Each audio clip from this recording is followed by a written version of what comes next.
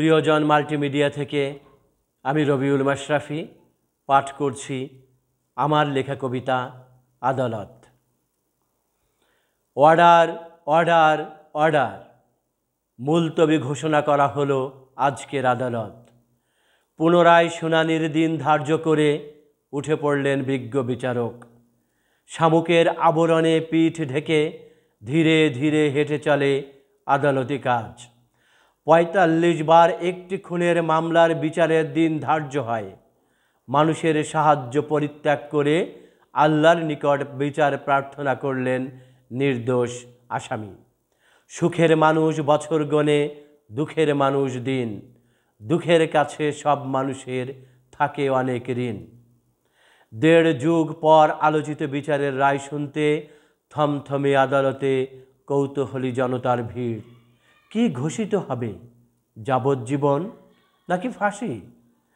Prison van থেকে বেরিয়ে পড়া অসহায় আসামিকে নামানোর সঙ্গে সঙ্গে একটা কাক চিৎকার করতে করতে উড়ে গেল।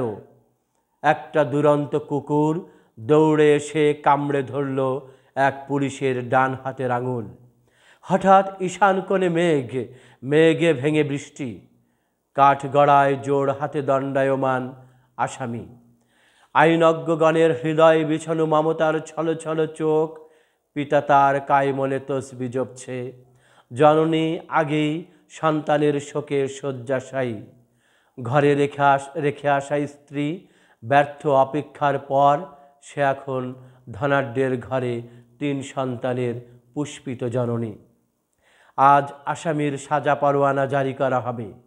বিচারকের ঠোঁটের প্রান্ত জুড়ে মৃদু হাসি।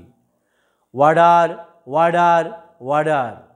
সাক্ষীগণের সুস্পষ্ট সাক্ষ্য প্রমাণাদি পর্যালোচনার পর এই মর্মে নিশ্চিত হওয়া গেল যে আসামি সম্পূর্ণ নির্দোষ। তাই তাকে বেকসুর খালাস দেওয়া হলো। রায় শুনে আসামি একটুও উল্লসিত কিংবা বিচলিত কোনোটাই হলেন না। আকাশের দিকে তাকাতেই ছাদে বাধা পড়ে যায় তার ক্লান্ত দৃষ্টি। মরা দুটি চোখ এখন আর কাঁদে না, শুধু চিৎকার করে বলল, হে বিচারকগণ, আপনারাও একদিন আসামি হবেন। 18 বছর কারাগারে আটকে থাকা বয়স হারানো এক নির্দোষ পুরুষের আর্তনাদ আদালতকে একটুও বিচলিত করল না। ধন্যবাদ সবাই।